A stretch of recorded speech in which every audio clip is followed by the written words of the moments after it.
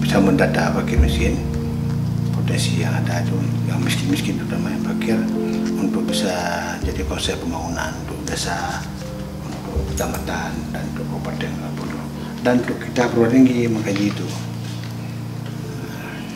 Dan diutamakan program-program itu kepada orang yang ada di masjid, yang miskin, fakir di luar masjid tidak usah dipikirkan dulu. Yang di masjid itu ada 10 anak itu aja nih bedakan, lain tidak perlu.